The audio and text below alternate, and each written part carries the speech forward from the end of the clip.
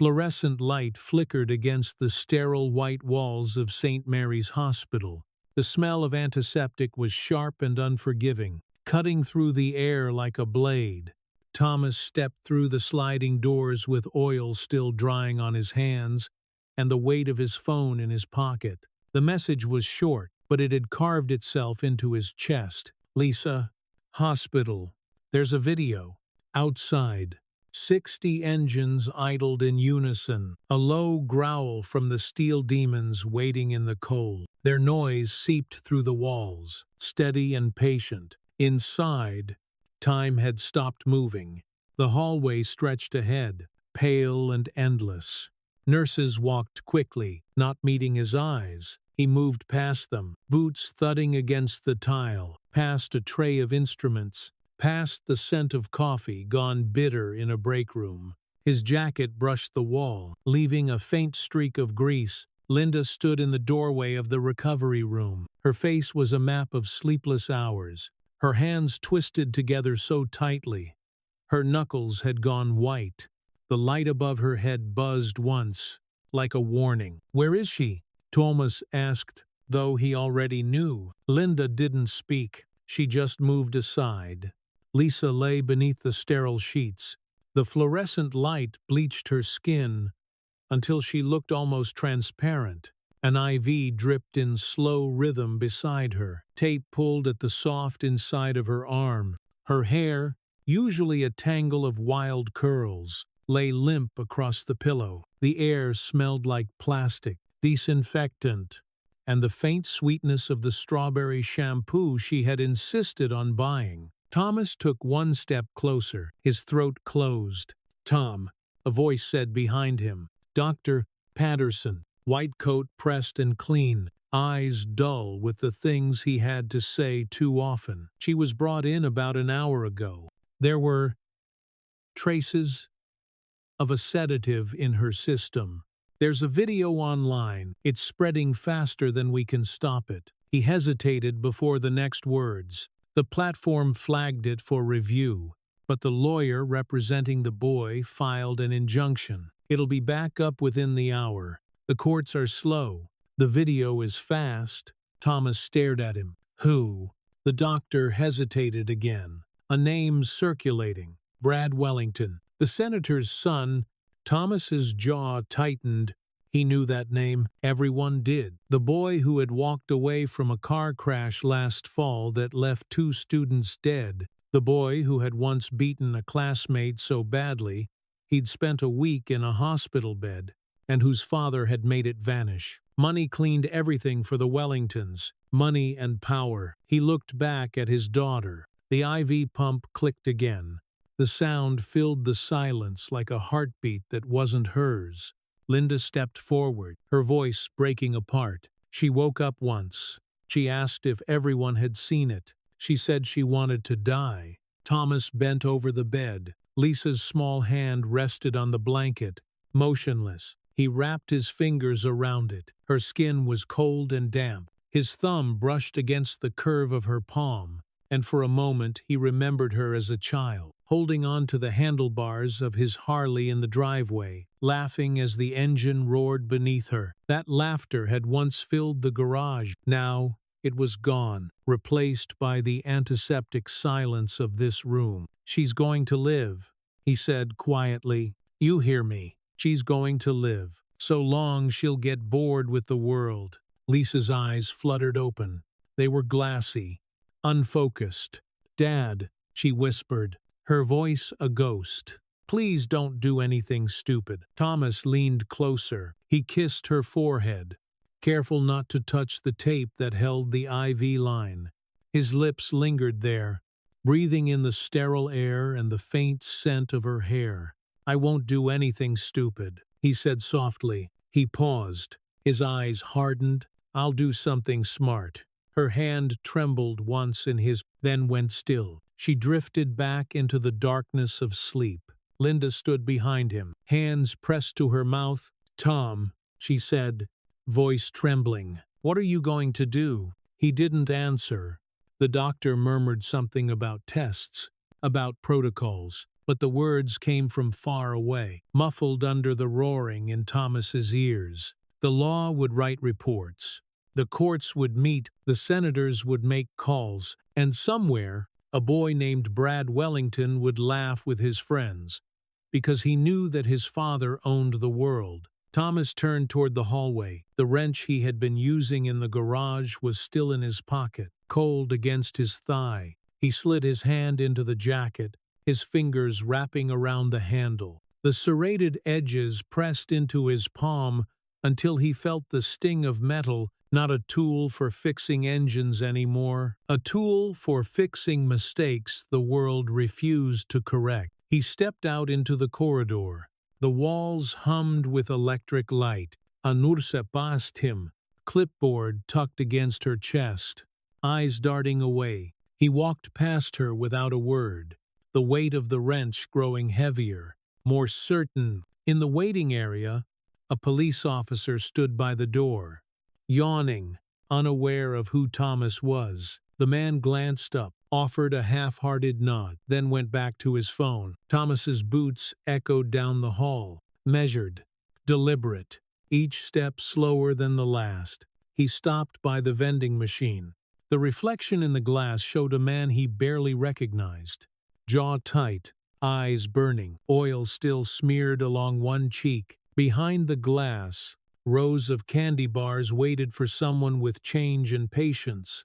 He had neither. Outside the window, the parking lot was a sea of chrome and black leather. The steel demons waited, their headlights cutting through the fog. The sound of their engines was steady now, no longer impatient. They were listening. Thomas looked once more at the note on his phone. Brad Wellington. He typed beneath it, slow and neat, as if writing on stone. No more warnings.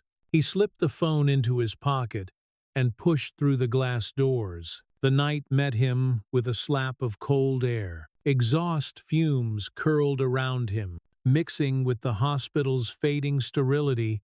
He could feel the shift, the invisible line he'd crossed. Inside was the world of rules, white coats, judges, careful language.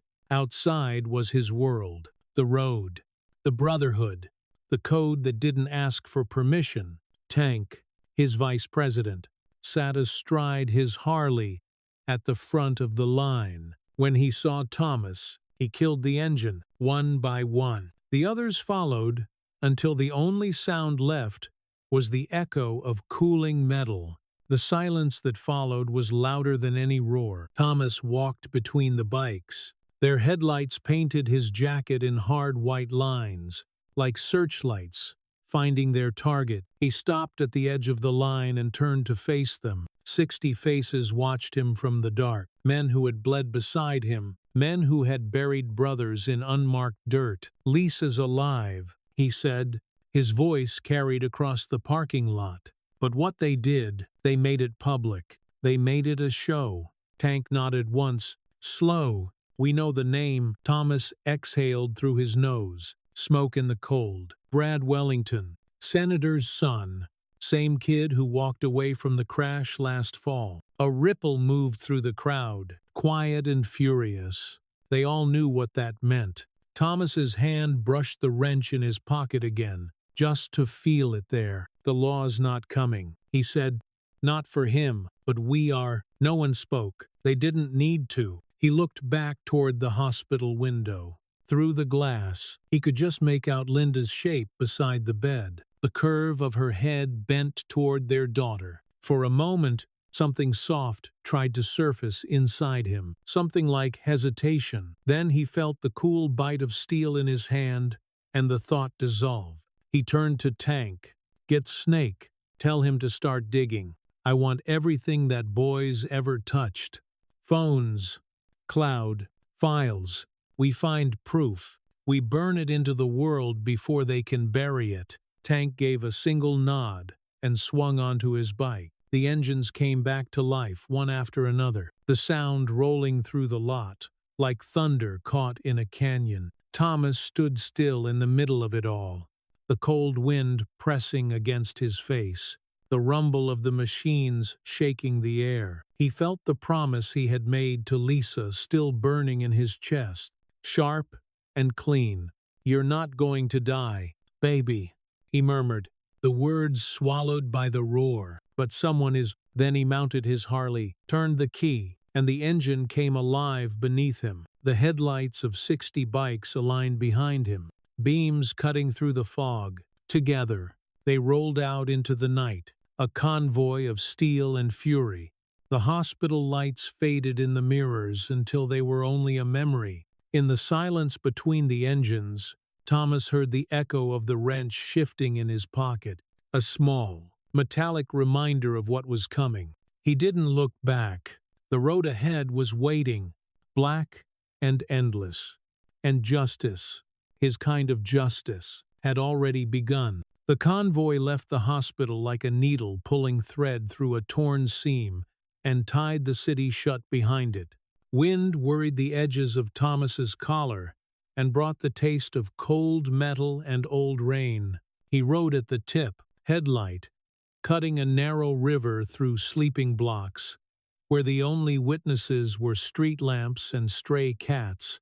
The ache in his palm where the wrench had bitten him cooled into a steady throb, a metronome under the leather. When the road funneled toward the river and opened again, the garage lifted out of shadow, big and square and waiting, a ship at low tide with work to do. Engines died in a rolling hush. The night sighed back. The corrugated door rattled up and the garage exhaled the smell of grease, rubber, stale coffee, and a sweetness left over from a can of paint thinner somebody had cracked open earlier. Fluorescent tubes blinked and settled into a tired hum. A neon beer sign in the office window tried to glow and changed its mind.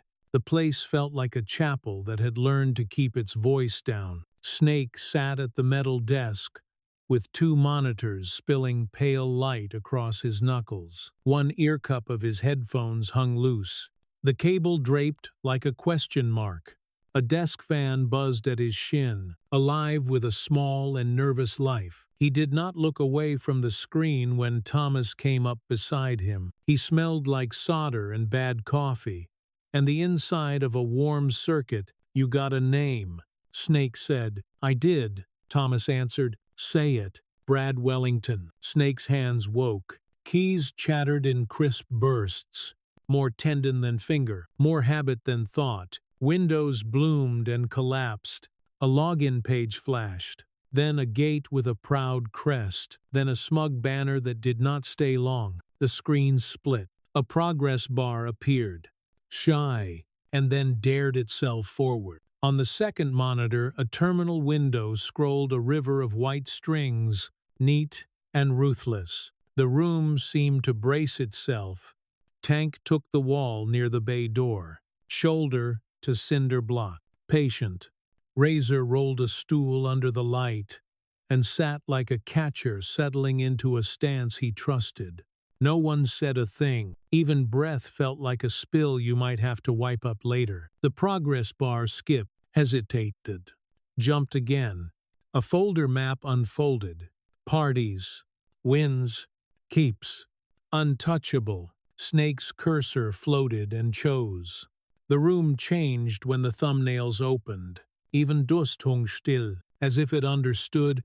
It stood before something that had the weight of sin. Thomas's body answered before his mind did. Heat climbed the back of his tongue. The air grew thick, not with oil, not with exhaust, but with something sourer and newer. The stink of a boy's arrogance baked onto images like lacquer. He swallowed hard, and it hurt. The files were not evidence yet. They were trophies. That truth crawled into him, raw and cold. Snake opened a thread. Messages bloom, proud and simple. Got the biker's daughter, youngest yet. Dad will fix it. Laughing faces. A link to an auto-delete that no one had respected because pride hates a timer. Screenshots stacked like receipts on a bar. On a thumbnail edge, a soft arc of gold flashed, a ring catching light like a smirk. Thomas leaned closer, careful not to touch the screen. He wore that ring everywhere, he murmured. He risked his family's name for a better light in the photo. He thinks the code that protects sons of power is stronger than the law. Snake flicked to a properties pane. The quiet grocery list of a digital life filled a column. A second window began to drink files into a mirror folder. Names marched. Another pane filled with hash strings and their straight little time notes and the flat honesty of device identifiers. We go all the way down, Snake said. If they shout tampering, the math will laugh in their faces. Print it, Thomas said. The old printer in the corner shook itself awake and began to hum, the drum catching the beat like a clerk, stamping forms in a hot office. Paper warmed the air with dust and toner. Thomas watched the pages land and stack, a little shiver in each leaf, as if even the paper understood what it had been asked to carry. His eyes found the bulletin board above the bench, the life of a place told in thumbtacks, a cracked mirror, a postcard from a straight road under a flat sky, a Polaroid of Lisa with frosting on her chin and a candle leaning like a crooked finger. He looked away before memory could grab him by the throat and shake. Tank slid tools and parts from the center bench into tubs, clearing a clean strip of scarred wood. He laid 3 manila envelopes in a row and printed with a thick marker in a hand that did not mind being read aloud. Courthouse, newsroom, bureau. Razor set a strip sealer and a red time gun beside them. The domesticity of the devices making the whole thing feel more serious. Chain, Thomas said. Razor placed the form with its promises across the top. Chain of custody, it said in small, hard letters, a phrase that knew how to stand up in court. Names and places and signatures waited like empty chairs. Thomas wrote his name. The pen bit the paper. The time would be recorded by the gun, but the ink felt more final. Tank signed as witness. The little stamp snapped down, and the red square bloomed like a wound that told the truth. Snake raised a camera and clicked each step with the office clock visible in the frame. Proof. Borrowing weight from objects anyone could touch. The sound of the shutter was small and human and correct. Snake laid 3 identical drives on the bench like coins on a dead man's eyes. He labeled in block letters that looked like blueprints. Mirror 1, Mirror 2, Mirror 3. Each slid into a sleeve, each mouth kissed shut by warm pressure, plastic tightening clear and crinkled. Razor laid a second seam, then a numbered sticker. Not pretty, but honest. The chain form drank the numbers. The gun spat another red stamp. On the screen, Snake opened a folder called Keepers. Spreadsheets waited like silent witnesses. Scans of checks wore signatures that pretended to be fog, but could be read if you wanted to. A contact card for a district attorney's office sat like a loose thread. Photos showed a boy and his father in front of a hospital wing that wore their family name like jewelry. In the corner of 2 images, the ring's crest showed again. A tiny shout. Snake blew up the pixelation until squares stood like tiles, and still the crest spoke. Pull that frame, Thomas said. Park it with the metadata. Note the time and the device in the log. Snake did the thing he was built to do. Paper hissed out fresh. The smell of toner was stronger now, and it started to feel like the room itself had taken a side. Mirrors complete, Snake said after a breath that sounded like he had been holding it since he was a boy. Verifying. Twice, Thomas said. The numbers matched again. Snake's shoulders lowered an inch. He stacked the pages with the quiet hand of a man shelving a memory he will still see when the light is off. Build them, Thomas said. He slid the first evidence stack into the envelope marked for the courthouse, then the sealed drive, then a copy of the chain and the photographs of every seal in place. He did the same with the second and the third. Hands exact and gentle, in a way that would have looked like love in another life. Each envelope got another sticker from the same strip, the numbers walking into the log, like soldiers finding their bunks. The stamped gun made its neat bark. A second later, the red squares cooled into the paper as if sinking in to stay. Tank unfolded a city map and pinned the corners with sockets.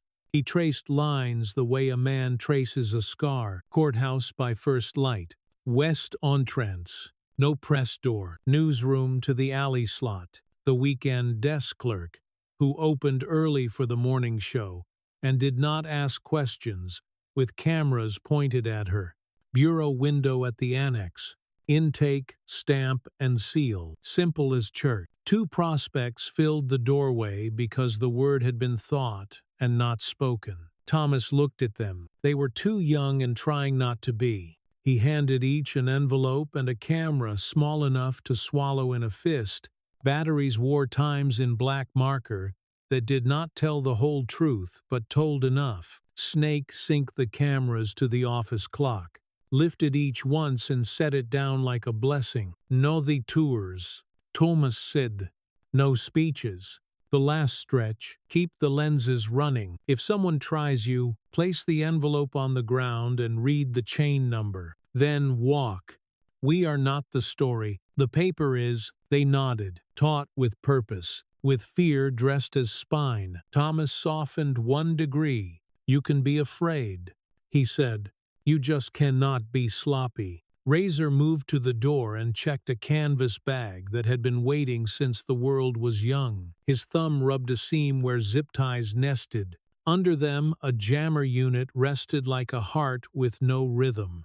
Thomas watched the gesture, small and precise, and felt the next chapter take a breath.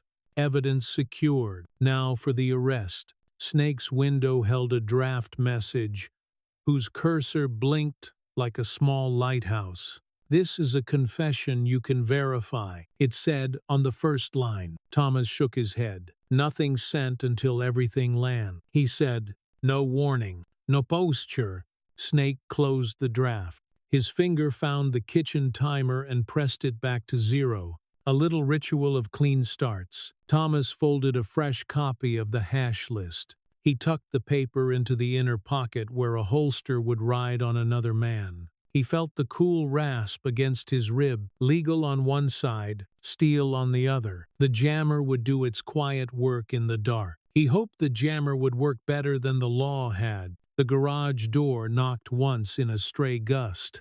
Thomas took the wrench from his pocket and set it beside the envelopes. He curled his fingers around it again, not to hurt himself this time, but to let the cool weight explain him to himself. He left it there in the open, a declaration without a speech. He reached up and pulled the Polaroid of Lisa free from the board. He let himself hold it for the length of a slow breath, frosting on her chin, a candle leaning and still burning. When he pinned it back, he pressed the tack deeper, as if he could anchor that instant against the drag of everything that wanted to pull it away. Tank checked his watch, but Thomas did not need the number. He looked at the wall clock. The second hand moved past the top. The sound was small and distinct, a click more felt than heard. He wrote 4 simple words at the bottom of the chain copy with the pen that had already carved his name into the night. For Lisa and proof. The pen clicked shut, and the room noticed. Engines outside tested their throats. The sound found the old cracks in the cinder blocks and settled there. The air tasted like metal and dawn. Thomas nodded to the prospects. They lifted the envelopes and walked out with their shoulders square and their jaws set. Snake dimmed one monitor and left the other bright, with the open wound of the mirrored tree. The fan died, and the room sounded twice as quiet. Razor killed the overheads by the door, and left only the office light and the wall clock and the hum that never truly leaves a place like this. Thomas stood in the doorway and watched the parking lot soften from night toward bruised morning. He could almost see the hospital window in his mind. The shape of Linda bent over the bed, the blanket edge she would fold and refold, because hands need something to do When hearts cannot, he felt the price of what he was doing, the way it scraped the inside of his ribs. He took the pain and filed it under cost, then under fuel. He stepped out. The cold lifted his hair and got under his collar. He swung a leg over the bike and the machine stood up under him. Ready. The brothers fell in. The line reknit. The road, receiving them like a scar, welcomes rain. He glanced back once through the open door. On the bench, the envelopes waited to be carried into a world that loved noise more than truth. On the wall, the clock kept moving. It was no longer counting time. It was counting distance to an ambush. He let the wrench's weight in his pocket answer every doubt that tried to lift its head. The senator's son still slept inside a life that was about to unfurl a new geometry. He believed his father could outrun any clock. Thomas felt the engine under him and the oath in him and knew the boy was already found. Campus light tried to make everything look softer than it was. The glow a gentle varnish on brick and trees, on faces that had not yet learned the cost of nights like this. Thomas rode point with his visor up, the air cold against his teeth, the ache in his palm, where the wrench had bit him, keeping time with the engine. Behind him the line held tight and disciplined, a dark river guided by his headlamp. Tank lifted 2 fingers and pointed left. They slipped off the main road and into a quiet street where dorm windows floated with the blue haze of screens and the thin sway of string lights. A bass line thumped from a window and then faded as if the night itself put a hand over the speaker. Razor drifted up beside Thomas for a breath and patted the canvas bag at his thigh. A silent inventory of ties and gag and jammer. Thomas gave a single nod. Words would only thicken the air. Snake's last note burned in Thomas's mind, even with the phone dark in his pocket.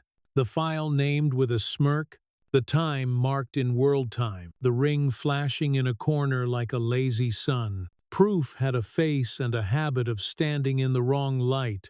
Now the light would answer to different hands. They killed their lamps 2 blocks shy of the house and coasted into old shade. The fraternity rose at the end of the street, a proud brick box with a white porch and a banner that grinned. Laughter bled out of the doorway, the blunt sound of boys who believed darkness charged no interest. On the curb a new black car waited, paint polished to drink light, a badge that whispered money. Thomas raised his palm, and the formation folded into stillness. The smells found him first. Beer gone sweet. Vet gras, the harsh citrus of a cheap spray. The house had its own weather. Inside, ice scoop, a bottle rolled. A phone tried to be a jukebox and failed. The car ticked in the cool, the small settling noises of a machine pleased with itself. Tank eased the jammer from the bag. The unit was a squat rectangle with short antennae and a dial built for quiet work. He flicked the switch, and a faint insect hum answered. The feel of grit on a tooth if you listened the right way. Razor checked the ties until the plastic sang under his pull. Thomas's fingers brushed the wrench in his pocket, and the loyal weight said what it needed to say. The front door cleared, and 3 boys spilled down the steps, careless and royal in the way. The young learn by watching men who should know better. The gold ring brightened one of them like a spotlight, crest, catching porch light, with a small arrogant wink. He laughed as he dropped into the driver's seat, laughter with no brakes. He turned the key and expected obedience. The engine clicked and gave him nothing. He tried again. A cough. Then sulking silence. He slapped the wheel and then grinned because he had never met a problem that would not flatter him in the end. He reached for his phone with the same hand that had held wrists down and moved the camera where he wanted it. He lifted the screen to the night. No signal. He lifted it higher anyway, a little prayer to sky and tower. Tank turned the dial a whisper, and the jammer deepened its hum. Razor moved to where shadow gave him muscle. Thomas stepped out of the dark and let the porch light sketch him in leather and intent. The circle formed behind him with a choreography, whose music was engine and oath. The boy stepped out of the car and stood with one foot in, one foot out, blinking like a guest who had walked into a room where the party had already decided something about him. He saw the first biker, then the next, then the ring of men who did not bother to look furious, because rage that has learned to work looks like calm. "My father is a senator," the boy said. "Because he mistook a phrase for a key, your father is not here," Thomas said. He did not raise his voice. Flat words travel further. "I am calling the police," the boy said, and raised the phone toward the same uncaring sky. "Call," Thomas said. "Tell them you are alone with men whose daughter you destroyed." The boy looked down at the empty bars on the screen and discovered he did not know how to make an expression that fit this moment. He lowered the phone slowly, as if it had grown heavier. "What do you want?" he asked. He did not know how to make that a real question either. "Justice," Thomas said, and put the word between them like a tool on a bench for someone to pick up and examine. If the boy had bent to look, he might have smelled oil and road, and the colder metal under both. He did not bend. Noise from the porch tried to be brave and failed. A laugh snapped in half and lay there. Hedges held their breath. Windows decided to be dark. Razor took one more step and did not hurry. He moved with the patient economy of a man measuring a cut in wood he cannot afford to waste. The boy's hand flicked up in a gesture men use when doors have always opened for them. The zip tie hissed and bit. The sound was small and exact, and heavier than it had any right to be. Thomas closed distance until the ring could not perform without him seeing it. Up close, it looked busy and cheap, ornament shouting because elegance had not answered. He thought of the ring in those frames, and the way pride had left fingerprints and called them history. He let the thought go. There would be a better room for that later. Tank put a firm hand on the boy's shoulder and aimed him toward the curb. "Money, lawyers, headlines," the boy said.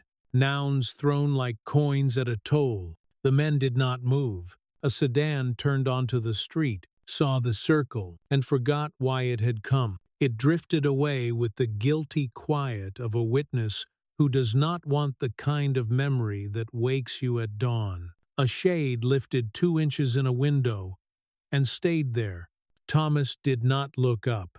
He had the discipline hunger had taught him long ago. You do not feed fear by noticing it. He nodded, and Razor took the last inches that made the situation inevitable. The gag went in. The hood came down soft, to keep the boy from collecting faces he could try to spend later. The jammer hummed. The phone died its small digital death and slid into the canvas bag with no ceremony and no privilege. Thomas thumbed a message to Snake, letters neat, even though his heart had climbed a rung. "On our way," he wrote, and added one word earned by the benchwork in the garage. "Sealed." They walked the boy to the van. The street changed with them, narrowing the way a throat narrows in surprise. Engines idled without flourish. A low organ note you felt in your chest, more than heard in your ear. The house took the hint and went still. They set the boy on the bench seat. Razor sat beside him, a steady hand on the shoulder to keep terror from teaching itself violence. Tank slid into the front with the jammer on his lap, like a pet with a job. Thomas took the wheel. The van answered with the quiet confidence of a machine that knew how to keep a secret. They passed the banner that had grinned from the porch on the way in. It lifted once like a laugh that had lost its punchline. In the mirror, the house shrank into the kind of distance where people start telling the wrong story about what they saw. The streets toward the river wore too many trees and too many lamps. The boy made a sound under the hood that might have been language if it had borrowed courage from somewhere. Razor's palm did not add pressure. It only borrowed panic and set it aside. The old district met them with brick and rust, and the smell of river metal. The warehouse hunched in the dark, like a thing pretending to sleep. Thomas cut the lights for the last turn, and let memory steer. Inside, sodium lamps fought themselves awake, and then gave in to a steady hum. The concrete floor lifted cold into his boots. The tripod stood ready with the camera's red tally eye dark. Against one wall barrels waited. Lids leaned near, a drift of feathers like a joke no one would laugh at. On a table, the tattoo gun rested. École Akit promise. They stood the boy up and stripped the hood. His pupils tried to take the room in and failed. He looked everywhere but where Thomas sat. Men like him look away from anything that does not flatter them because they have never learned how to hold a gaze that will not give. Thomas took the chair he had placed earlier, the one he had set where the light found no glare. He sat with the restfulness of a judge and the gravity of a father. Silence came, and he did not hurry it. The wall clock ticked in its plain, clean way. Snake's overlay slid through Thomas's mind as cleanly as a blade through paper. Time and device and ring. The math of a confession that could be measured. State your name, Thomas said, pointing with his chin toward the camera, as if the machine were another witness who needed instruction. The boy's mouth opened and no sound came out.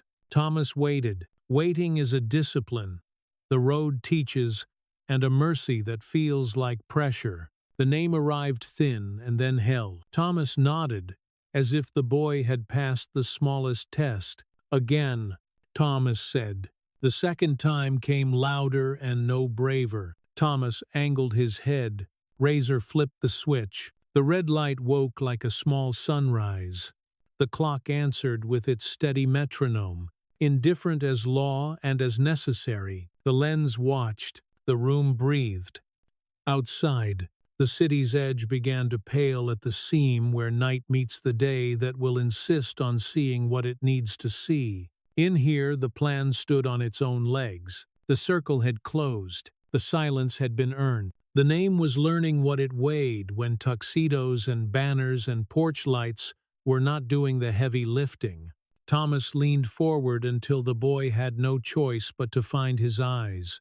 Mercy did not live there tonight. The concrete sent up its clean chill, and he tasted it. He felt again the price of what he was doing, and filed it in the place where he kept cost and fuel. He thought of the ring, of the time on the overlay, and of a hospital room where a girl had asked to leave this world because a boy had turned her pain into pastime. Start at the beginning, Thomas said.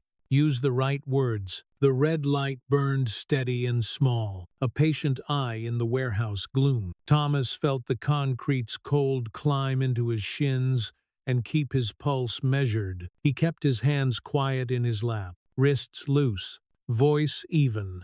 He wanted no creak, no scrape, no sound that did not belong to the record. State what you did, he said. Brad looked at the floor and then at the lens. His mouth opened and found nothing, then found a word and scraped it free.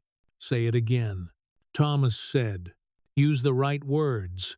All of them. I drugged her, Brad said. His voice cracked and then flattened. I recorded it. I uploaded it. I sent it to friends. Names, Thomas said. Brad said 3. He let them fall like coins. They did not clink. They hung in the air and made a new kind of weather. Razor stood with one eye on the tally light and one hand on the focus, a man threading a needle, while the room breathed. Which party? Thomas said. Which house? Which room?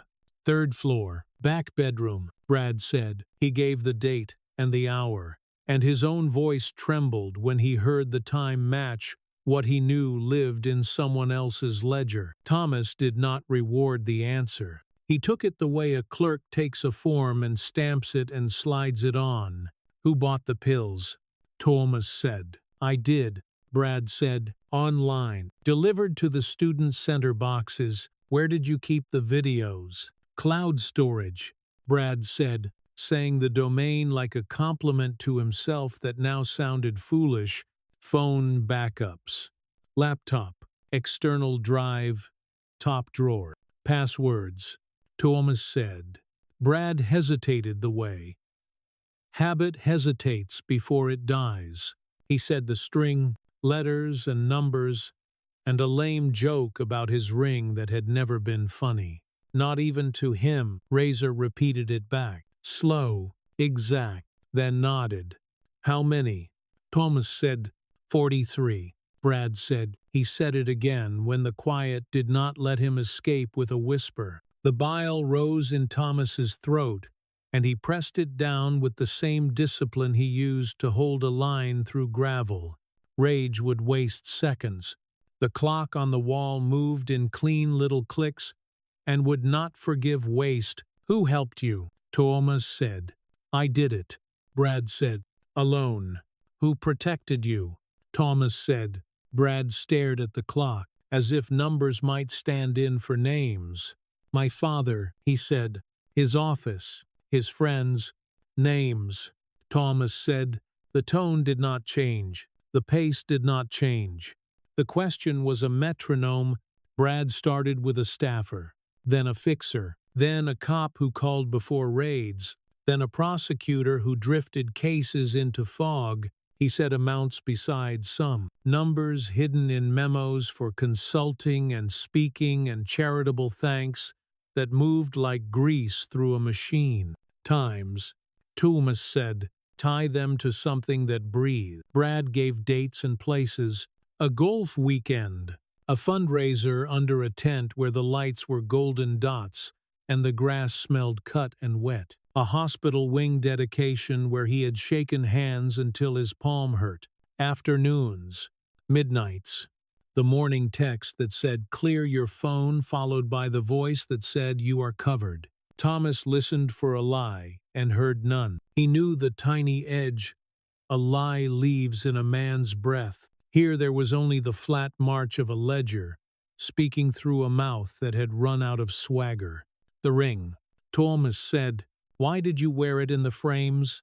Brad flinched at the word frames, as if demoted by it. It was a symbol, he whispered, of the fraternity, of the bloodline. I wanted them to know I was untouchable. Thomas looked at the gold circle, crest catching the warehouse light, with a meek gleam. Now that it could not borrow a crowd, untouchable is a word that rings hollow under a single red light, he said. Is it not? Brad's lips moved. The sound that came out was almost a laugh, and then remembered itself and stopped. You filmed them unconscious, Thomas said. Say it. I did, Brad said. On purpose. Which judges? Thomas said. Which names on paper? Brad said 2. And then remembered the third. With a wince, he added amounts next to 1, a number he had admired in a spreadsheet header he should never have seen. He said the prosecutor's name and spelled it, because even now the syllables felt unreal inside this room. Tell me about last fall, Thomas said. The crash? Brad spoke in a rush, as if speed might shave off weight. He said the names of the students who died. He said how fast, and how loud, and how easy it had felt until the light bent wrong. He said whose number he dialed while smoke still rose. He said how his father's hand landed on his shoulder like a promise that had always delivered. Who cleaned it? Thomas said. My father, Brad said. His office. The fixer. He named the cop who wrote the softest report words could write, and the assistant who got the headline to lose the names and turn the whole thing into weather by noon. Razor adjusted the frame a fraction. The camera did not wobble. The red light burned, and the clock kept time. Indifferent and faithful. Tell me the names of the girls you filmed, Thomas said. All of them. Brad's mouth twitched. For a breath, Thomas saw a human thing in his face. Then it went blank again. The way a man you cannot help remembers how to be a boy you cannot like. He said names. He mispronounced one and corrected it. He said 3 with their schools because that was how he kept his folders.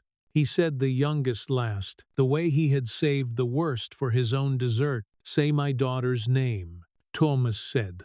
Brad said it. The sound carried no love and no right.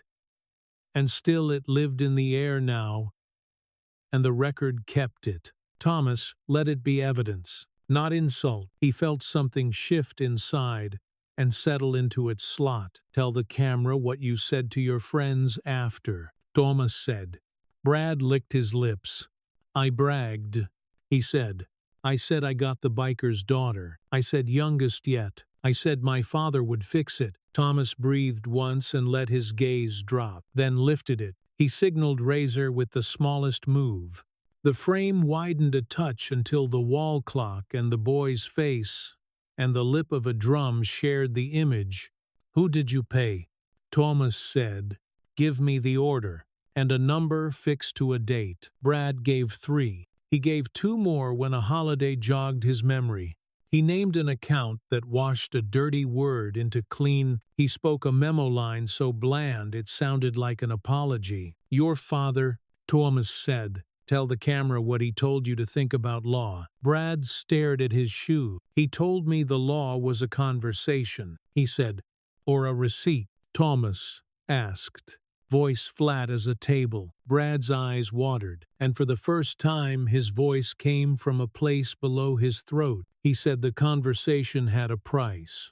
He said, the price was always paid in the silence of the other side. Until tonight, Thomas nodded once. The movement was small and exact, a check mark in a column that had waited too long to be filled. The dates, Brad, Thomas said, match them to the universal time on the file list. The truth is in the ledger, not the feeling. Brad nodded and did it, one by one, tying hours to hours, stamping stories to numbers, until the romance leaked out and only proof stayed.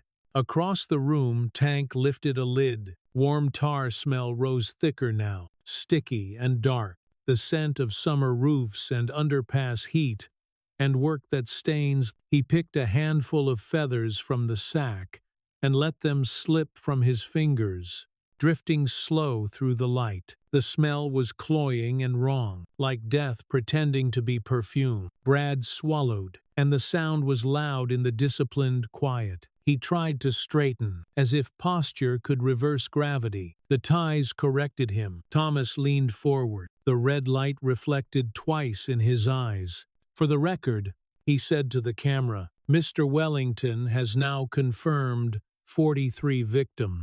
Payment routes touching 3 public offices, and the methods used to cover the crimes.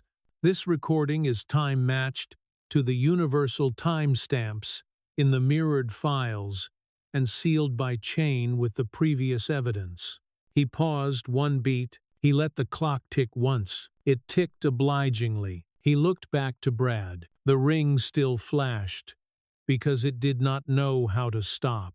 He thought of every frame where that crest had winked as if history could be a shield and not a witness. This is what happens now, Thomas said. You will confess again. For clarity, you will confirm the names, you will state the dates. You will speak what you did to my daughter so plainly that silence will have nowhere left to sit. Then we will mark you with the truth. You will wear it where the world cannot miss it. You will carry it into the rooms that used to protect you, and you will learn how heavy a word can be. Brad's chest hitched. The gag lay on the table for later. The hood lay coiled beside it like sleep. Start over, Thomas said. From the beginning. The first time you filmed a girl who could not choose. The first time your father taught you that other people's pain could be itemized. Brad started again. He named a year and a party and a hotel room and a boy who had shown him how to find an angle that made a girl look smaller.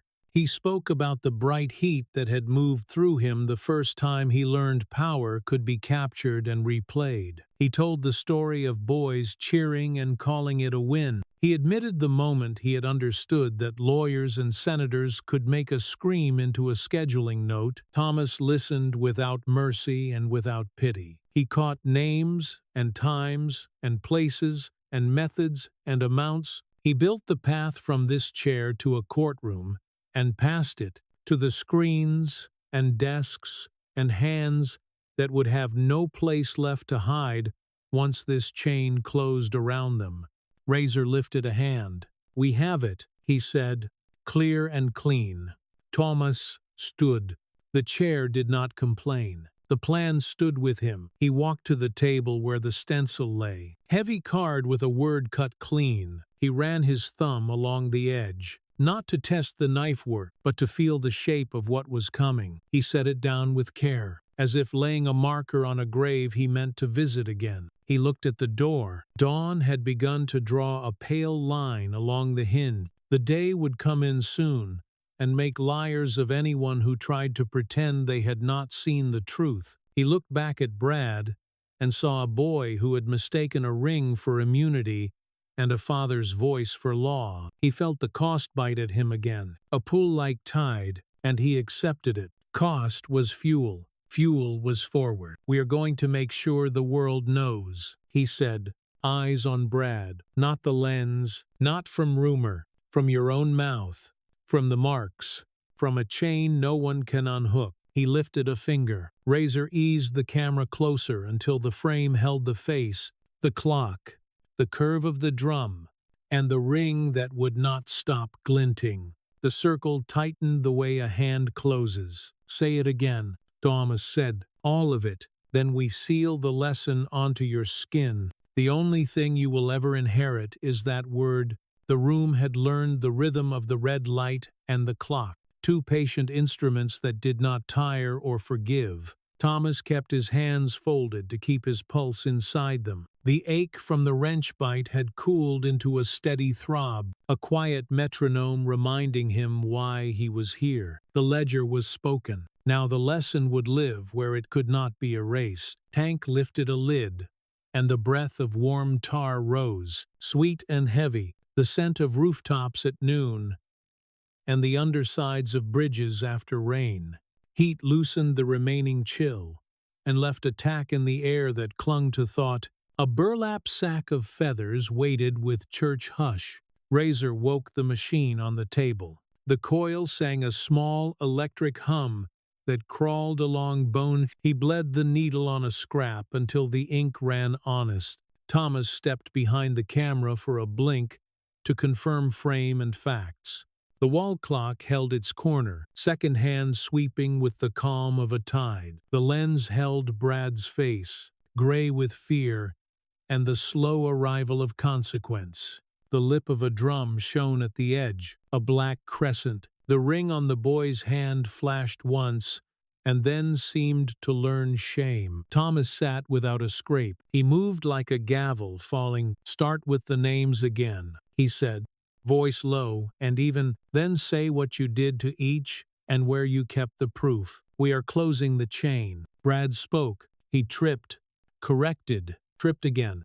He pronounced what once had been trophies, and now were indictments. Each fact landed, and Thomas marked it with a stillness that meant receipt, not mercy. The boy's eyes slid to the clock between sentences, as if time might offer rescue if he could catch it looking away. Tank pulled a drop cloth across the concrete and set two shallow pans beside the drum. He dipped a brush, lifted slow, watched a black tear fall clean into the tray. He waited for Thomas. The room waited with him. Thomas leaned forward and fixed his gaze on Brad's eyes. Not the tar and not the stencil, and not the mess he soon would wear. He gave him the same look he had once saved for a slick turn on a wet road, or a brake caliper that had lied. It was the look you give a thing that might kill your child if you let it. "For the record," Thomas said, eyes still on Brad, "the subject has reaffirmed the list. The Times The places, the storage methods, the password, the routes of payment, and the names of those who shielded him. This footage is matched to the universal time on the files and will be sealed to the prior chain. He let the one beat of the clock fall into the silence. Then he turned his hand. "Tar," he said. "Tank painted, not splashed." The bristles moved slow across skin, warm without burning. A second darkness that erased the last glamour from the boy's face. The liquid clung to hair and brow and lashes until expression had to struggle to appear. The smell thickened and found the corners like water finding low ground. Brad made a sound, not pain yet, but the startled voice of a man discovering that surfaces had a will of their own. The ties answered his flinch with patient authority. Tank lifted a fan of feathers. He opened his hand and let the pale flotsam drift and settle, lazy and cruel. Down clung to Tar with a tender insistence that felt like mockery. One feather ghosted across the ring and stuck, a little white comma that turned gold into a joke. Thomas did not raise his voice. He let the camera do its simple job and the boy do his hard one. "Enough," he said at last. "We are not here to injure. We are here to identify." Razor peeled off his gloves, pulled on a fresh pair, and brought the stencil, heavy card, a clean word cut dead center. He measured the brow with his eye and the flat of a pencil's shadow. He touched the edge to place two faint guide marks, then dipped the needle. The coil deepened into a steady song. Thomas spoke to the lens in the voice of a clerk who knows how to be obeyed. What follows is intentional marking with permanent ink. The subject is conscious and has confessed on record to the crimes described. This mark is descriptive, not decorative. It is a warning, not a wound. The tattoo is a seal. Brad, it proves you were lucid and confessed under duress of truth, not violence. The world may argue with a file, but it will not argue with ink on your skin. This is our chain that will not break. Razor set the first letter. The needle kissed skin and left a cool burn that turned into rhythm. The tar's warmth had been an insult. The ink was an accounting. Letter by letter, the word crossed the brow like a quiet verdict walking across a courtroom floor. Brad shuddered and tried to hold still. The machine hummed, and the clock ticked, and the room did not blink. Tank lifted another handful of feathers and let them fall through the light. The scent turned cloying, like death dressed in cheap perfume. The feathers found Tar and stayed. They made the ring look smaller. They made the boy look known. Thomas looked at that flash of gold and reached out. He turned the ring with 2 fingers until the crest faced the lens. He did not take it. He wanted it exactly there. "This ring represents legacy," he said, soft enough that the lens had to lean in. "This word represents the truth you traded it for. You will look at both each day. The ring will remind you of what you thought you were. The word will remind you of what you are now." Brad's eyes brimmed, not with pity, but with the helpless grief of a belief that had found its own grave. He made a small laugh that did not survive its first second.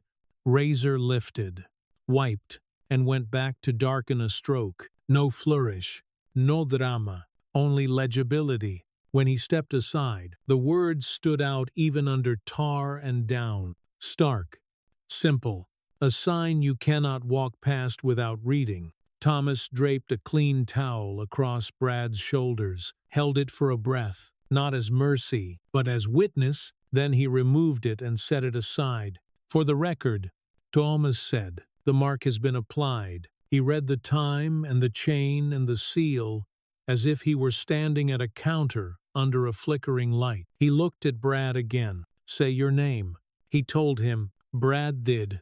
It came out thin and ragged. "Say what you are," Thomas said. The final key in the final turn. Brad fought the word and then let it out. He said it once, then again louder, as if repetition could soften the iron. The letters lived on his tongue and on his skin at once, a mirror that could not be turned away. "Good," Thomas said. "Now say your father's name. You will say it again when you are standing in the sunlight." Brad obeyed. The sound landed in the air like a debt that had finally learned its amount. Tank brought a stack of fresh prints from the side table. The top sheet held a still of Brad's face from the confession, time mark in the corner and a sliver of file and device in neat overlay. A paragraph below laid out names and dates and places with indifferent type. The pages were warm in the hand. He set them near the door.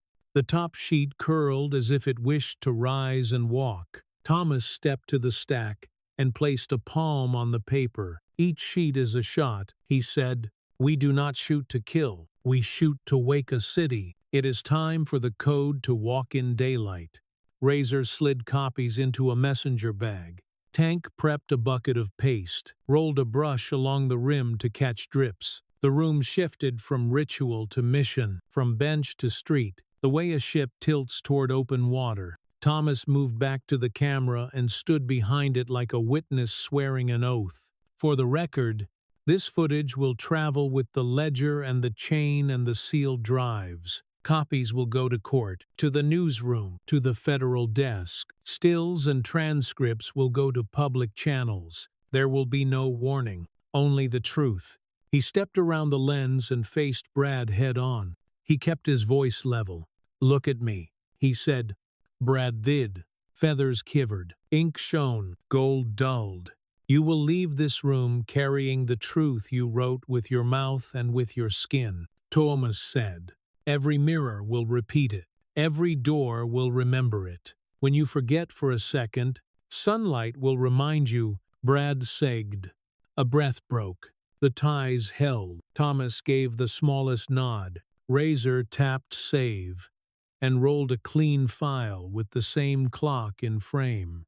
Tank wiped the edge of the stencil and set it to dry where the clock's shadow fell across the cut word. The camera's red eye stared on, faithful as a lighthouse. The work had never been frenzy. It was a sequence, each step witnessed and numbered, each tied so tight a lawyer would burn his fingers on the knots. The smell packed the room until memory had texture, tar and feathers and ink and paste and paper and leather, and the faint sweetness of fear. It would follow them out the door. Thomas felt the cost again, the scrape under the ribs that would be with him at the kitchen sink and at the gas pump and under the stars. He let it stand in him for a breath so it would not surprise him later. He pictured his daughter's hand under his in the hospital, the breath that had steadied. He pictured a courthouse pillar slick with paste and truth. He looked to Tank and Razor. They were ready. He looked to the door where dawn had drawn a thin gray line along the hinge, a hint of day waiting to testify. He turned to Brad for one last look, not at the tar, not at the ink, not at the feathers, but at the eyes that had learned fear in the right direction at last. Then he turned toward the exit. The clock ticked, and the sound landed in the bones of the room like a gavel. He did not look back. In the van's rear view later, the glass caught a brief ghost of the boy. Tar and feather and word and ring, the whole truth, sitting upright in the dim. Thomas saw it, and saw the answer bloom to the old question the boy had carried like a charm. Now who is untouchable? Dawn shaved a thin blade across the river, and the city lifted its lids. Thomas steered the van through that first gray. Engine hum steady. The ghost of the warehouse, still sitting on the back of his eyes, tar and feathers and ink and the word that would outwork any speech. He let the ghost fade and watched the streets receive mourning like a patient receives medicine. Slowly, and with a wince, they slid into the garage long enough to change hands and make the paper breathe. Snake had not moved. The glow on his screens had shifted from night to office, cooler, flatter, ruthless in a different way. A fresh sheet of hash values lay pinned to the desk by a socket and a stapler, corners tamed against curl. The old printer warmed itself like a small factory. Snake did not waste hello. He lifted a labeled drive in a gloved hand and set it down like a midwife, laying a heartbeat on a scale. Two twins waited beside it, labels squared. On the other monitor, the mirror tree still stood, a forest of names and stamps that would not burn. Snake pulled up a single frame, propped and clean. The ring's curve caught light at the corner. Along the bottom, a gray band held the file name, and the universal hour, like a utility bill that would never be forgiven. Relief loosened the back of Thomas's neck. One nod, no words. One more pass, Snake said, voice pitched to machines. He matched device signatures to timestamps, pointer skating with a man's trust in ice. The numbers met each other without apology. He logged each step, pen line even. A clerk's prayer. Tank and Razor loaded messenger bags. Tank pressed the paste bucket lid until it clicked, slid the roller handle under the strap so it would not knock his knee. Razor slid stacks of prints into plastic sleeves that minded rain but did not dull ink under streetlight. Thomas read the chain form like a man reading a map inside a storm. He signed where the page asked, stamped where it permitted. The red square landed with a crisp thud that all of them had already swallowed into memory. Time written for strangers. Roots, Thomas said. Tank pointed at the map held down by sockets. Courthouse first. West on Trance. Records clear. He circled a curb and marked a small arrow where the boys should leave the bike out of view. Newsroom next. The alley slot. The weekend desk. Face with a tin of cheap mints and a key ring heavy with habit. Bureau annex window. Stomp like church. Thomas looked at the two prospects by the door, young and pretending otherwise. Their empty hands twitched for weight. He gave the first the courthouse envelope and a palm camera. He gave the second the newsroom package and a fresh battery with the hour written in marker. Know the tours, he said. Cameras on for the last stretch. If someone stops you, set it down. Read the chain. Walk away. We are not the story. They nodded too tight. Razor placed a steady hand on each shoulder, the kind of weight that teaches breath. Snake rolled his chair, so the office clock shared the frame. If they swung the lens his way before leaving, he lifted a hand. They lifted theirs back and vanished down the stairs in two long bounds. Seal them, Thomas said. Snake sealed. Heat puckered plastic clear. Stickers bridged seams. Numbers stepped into boxes. Photos clicked with the clock, taking a third of the frame like a modest witness. The chain form took the numbers, and ink made the entries ready to be believed by someone who had not been here. Thomas slid the folded hash list into his inner pocket, where a holster might ride. The paper sat cool against ribs, legal ghost beside stale habits. Two truths met and did not argue. They rolled out into a city still deciding what kind of day it would be. Traffic thin, windows blinking open, a jogger counting beats under breath. Thomas kept the courthouse route. Tank peeled toward the newsroom. Razor took the river road to the annex window. The courthouse's west mouth yawned, marble steps holding night's chill. Thomas idled at the curb and watched the first prospect climb with the envelope cupped like a small animal. At the door, the boy paused the length of one fear, then went in. Inside, the records clerk looked exactly like morning duty looks in old buildings. Sleeves rolled, hair pinned by stubborn faith, cardigan open to argue with stone air. She did not only stamp, she cut the seal with a finger's nail, read the chain with her mouth moving, frowned at the thoroughness, then leaned down into a ledger so heavy it had learned to live on the counter.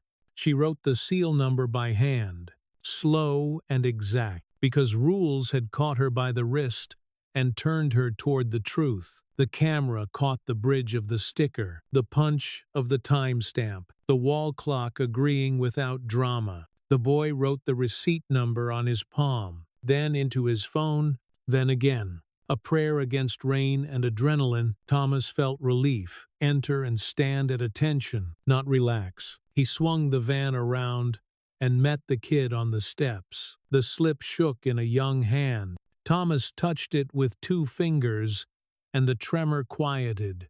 "Good," Thomas said. That was good. Down the alley. Deliveries pretended geometry was optional. Tank parked in the shadow of an old dumpster. Tapped the horn once. A hoodie and lanyard appeared. Eyes of someone short on sleep and long on deadline. She took the envelope with both hands. The way people take parcels that might change jobs and towns. Tank kept the lens low until the last 3 steps, then raised it to catch hands and seal and slot. He said nothing. The door swallowed paper and person. Steam left his mouth. He walked. At the annex, the intake window wore the neutrality of a bank when money is feelings. Razor slid the envelope across. Lens a degree lower than eye. The man behind the glass wore a tie, the color of patience and a face that did not believe in weather. He read the chain aloud because the desk told him to, lifted the stamp, pressed a knock that returned to the glass, and issued a receipt into the tray. Razor filmed paper and clock and walked with his jaw unclenched. By the time Thomas looped back to the newsroom alley, ink was already living on stone. Razor had pasted 3 on courthouse pillars. Neat, wet rectangles, shining in newborn light. One rode the bus shelter where cups and phones would gather. One joined the community board where piano lessons and lost cats had learned how to share space with love and fear. Thomas flattened his palm on a damp poster. Brad's face stared out. Time in the corner. A sliver of device data like a tag. Names and dates in plain type. Refused to entertain. Warmth still rose from the paper like a breath. Each sheet is a shot, he said to the column.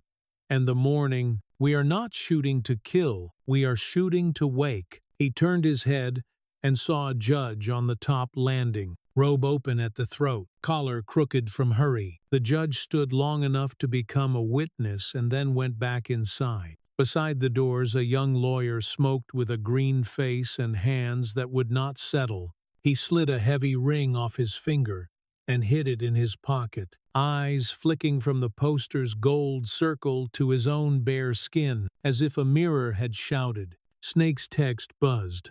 Viral. Then another line chasing it. Awake lawyers already on the district line. They know it is outside. They do not know where stay off the main freeways. The familiar cold walked Thomas's spine. The machine had started to turn, and it did not turn slow like courts. He crossed the plaza as people found the new math in the air. A woman with a scar on her ring knuckle covered her mouth, and then lowered her hand and read again. A man in a suit took one picture, then another, as if repetition could change nouns. A security guard hovered and saw his reflection in Razor's lens and walked on, undecided. The city had begun to learn how to look over its shoulder. At the diner, the coffee tasted like pennies and old luck. Vinyl booths held the shape of stories. Thomas sat with Tank and Razor facing glass. The waitress poured without asking and then asked anyway because habit is a kind of kindness. He wrapped both hands around the mug and let heat crawl into his knuckles. He did not think of tar or feathers. He thought of the crease that crossed Lisa's forehead when she slept, a small frown the world had not earned. Each poster was a sedative his daughter would never swallow, medicine for an air she would breathe without knowing. She would not wake in a foolish city again. The television above the counter ran captions a breath behind mouths, allegations, confession, investigation. Thomas watched the words like a draft in a courtroom that had not opened yet. He knew the real script would begin when the senator's phone rang the 3rd time, and the man who paid for silence learned that money cannot scrub tar. The phone buzzed again. Snake said all 3 entries accepted and logged by time. the clerk pronounced without stumbling, the federal window stamped like church, the newsroom already moving.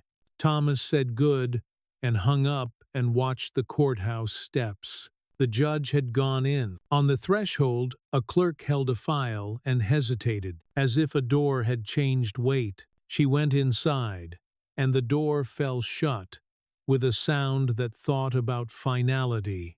Outside the glass, a boy in a suit filmed the poster. His friend tugged his sleeve. The boy shrugged free and kept filming. The friend surrendered and filmed too, as if angle could become ownership. A bus hissed and sighed and pulled away. A mother read aloud to a stroller because the baby liked voices, and she needed to hear herself say the words. A siren sounded far away like weather moving over water. Snake sent one more line. Lawyers with the district are pushing back doors. They are not sure which one's open. They are asking who holds the raw. Thomas tasted iron and put money on the table that would not match the bill. He stood. He stepped into plaza air that smelled like paste and paper and old stone and new effort. Tank joined him. Razor's van turned out of the river street. Windshield salted by barge mist. Across town, in rooms Thomas could see without entering, envelopes waited to be opened by hands that had forgotten how to shake. He looked at the courthouse doors, at the alley where news had a key, at the annex window he could not see but could feel. Somewhere an assistant kept calling a number that did not pick up. Somewhere a senator tried to barter with a noun and found it unlisted. Thomas put a hand on Tank's shoulder and another on Razor's forearm. "The hour has a shape," he said. "The city is awake." He turned to the street that would take him back to the garage and then to the hospital. He felt the ache in his palm pulse once like a small gavel inside bone.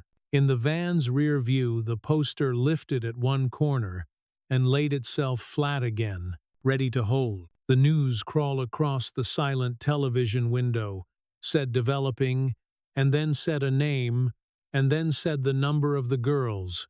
He did not look back. "We woke the city," he said to the men beside him. "Now we go back to our girl. That is the end of the code and the start of everything." The city was no longer waking. It was watching. The posters had turned into mirrors, reflecting the faces of people who could no longer look away. The word predator was everywhere. On walls, on screens, on the inside of guilty eyelids. By the time Thomas and his men reached the hospital, the air itself had changed weight. The quiet was the kind that follows a gunshot. When the echo is still trying to decide where to hide, Tank parked the van beneath a shadow of the overpass. The engines cooled in unison, ticking like clocks that no longer measured time. Thomas's phone buzzed once, the screen lighting the dark interior. Snake's message appeared. "He's awake." SUV convoy. Leaving the Wellington estate, they know it's outside. They don't know where yet. "Stay clear of the main freeways." Thomas stared at the words. He felt the cold settle into his ribs, the way old pain does when weather changes. "He's not coming here with law," he said quietly. "He's coming with money and muscle." He looked at Tank and Razor. "This place isn't a sanctuary anymore. It's a target. Don't trust anyone in uniform." Tank nodded, already scanning exits in his head. Razor reached for the duffel near his feet, the one that never left his side. The air in the van shifted. Comfort was over. The code had taken control. Inside, the hospital lights hummed too bright. The color of caution. Thomas walked through halls that smelled of bleach and betrayal. Nurses glanced at him, some recognizing the face from a poster, some pretending not to. The world outside was already burning. Inside was just waiting for the heat to reach it. Linda sat in the waiting room, her coffee untouched, her eyes the color of sleepless nights. When she saw him, she did not ask if it was done. She simply said, "Is it out?" "It's out," Thomas said, "and it's not going back." Her gaze flicked toward the television on the wall. The captions rolled. Wellington family denies involvement. Federal investigation launched. The image above it was the same. The boy's face, tarred, feathered, and marked forever. "You think they'll come?" she asked. "They're already on their way," he said. "He's got too much to lose, not to—" Linda's hands trembled around her cup. "This is a hospital. Thomas, there are rules here. There are always rules." Thomas said, "That's the problem." Anursa appeared, hesitant but kind. "She's awake," she said softly. The world narrowed to one hallway. Thomas followed the nurse, his boots whispering against the tile. When he stepped into Lisa's room, everything else, news, noise, fear, fell away. She looked small against the white sheets, her skin still pale, her eyes too wise for 13 years. "Hey, baby," he said, forcing warmth into his voice. "You gave everyone a scare." She smiled, weak but real. "You look worse than I do." He pulled a chair close and sat. "That's because I'm old." She studied him, the way she used to study puzzles. "Mom says something happened." He hesitated, then nodded. "The truth came out about him," she asked. "The boy." "About all of them," he said. "And about what people let happen." Her eyes glistened. "Did you do it?" Thomas looked down at his hands. The scars across his knuckles had gone pale in the light. "I did what needed to be done." She reached for him, her fingers cool against his calloused palm. "Promise me you won't go back out there." He didn't answer. The silence was its own confession. Lisa squeezed his hand, her small voice firm. "If you stay, I'm safe. If you leave, they'll know it was you, and that means I'm not." Thomas's throat tightened. She was right. Staying wasn't surrender. It was defense. "All right," he said, finally, "we'll stay for now." Tank appeared at the doorway, his stance already tense. "Snake says the SUVs just hit the west end, maybe 5 minutes out." Thomas turned to Linda. "Take her to a room without windows facing the lot, closest to the center wall." Linda's eyes widened. "Thomas, this isn't a hospital anymore," he said. "It's a fortress, and we're the walls." Tank nodded and vanished to pull the bikes inside, his boots echoing like warning drums. Razor moved to the window, counting exits, noting every shadow that might hold movement. Thomas checked his phone again. Another message from Snake. "Convoy split. 2 vehicles heading south. On it toward your location." He looked at Razor. "Keep in touch with Snake. Any SUV within 5 miles. I want to know before it sees us." Tank locks down all auxiliary doors. "We don't need to block them. We just need to know when they're here." Razor's voice was calm. "Precise. What about law enforcement?" Thomas gave a thin smile. If they were coming to help, Snake would have heard it first. Down the hall, a television mounted in the corner changed its story. A familiar voice filled the air, sharp and practiced. Senator Wellington stood at a podium, jaw tight, hands gripping the edges like a man trying to hold his own skin in place. "These are malicious falsehoods," the senator said. "A coordinated attack on my family and this nation's faith in its institutions." Linda turned the volume down, but the words still hung heavy. Thomas didn't look at the screen. "He's already lying in daylight," he said. "And when lies stop working, he sends men." He rose, his voice turning hard, his shadow stretching across the room. "He wants the proof, but he doesn't understand. It's not in a cloud, it's in us. The code isn't stored, it's carried. Skin and steel." Tank returned, breath sharp from the run. "Bikes are inside. Lanes blocked. If they want in, they'll have to come through the front." Thomas nodded. "Then that's where we'll meet them." He looked at the window again. The morning sun had sharpened into a blade across the floor. Somewhere beyond that light, engines were humming. The sound of wealth turned into weapon. Thomas's eyes narrowed. "Time isn't a clock anymore," he said. It's the distance between us and their headlights. He turned toward Tank and Razor, the air around him shifting. The leader of the steel demons rising from the father's skin. We've walked from rule to code, he said quietly. Now code welcomes the enemy. Outside, the wind pressed against the glass as if the city itself leaned in to listen. Inside, Thomas flexed his scarred hand once, the old wound answering like steel remembering fire. The hospital lights flickered. Somewhere down the hall, a security radio crackled to life, and the long day finally began. The hospital had always pretended to be a sanctuary. This morning it was a stage with bright rules and colder lights. Thomas stood just inside the sliding doors and let the glass show him the street like a nervous eye. Engines idled somewhere beyond the curb, carrying the sound of money forced into muscle. Coffee breathed from a cart. Bleach rose from the floor. The revolving door exhaled a faint metallic sigh each time it welcomed a stranger. Tank came up from the parking level with damp palms and steady breath. The bikes were hidden behind a laundry cage and a rack of oxygen tanks, tucked where only a mechanic would think to look. Razor had already mapped the stairwells and the blind corners and the dead angles where cameras forgot their courage. They moved like quiet fire, changing the temperature without leaving a mark. Thomas let his periphery keep count the way the road had taught him. Admissions desk to the left. Volunteer flowers that had stopped worrying about what week it was.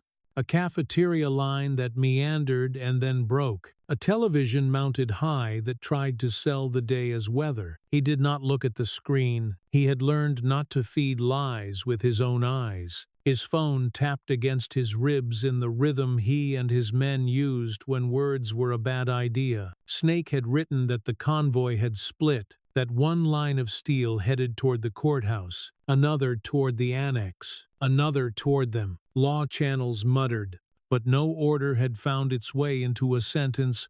Someone was calling in favors with the wrong clock. Razor tipped a blind to shave a strip of glare from the glass and watched the reflections instead of the street.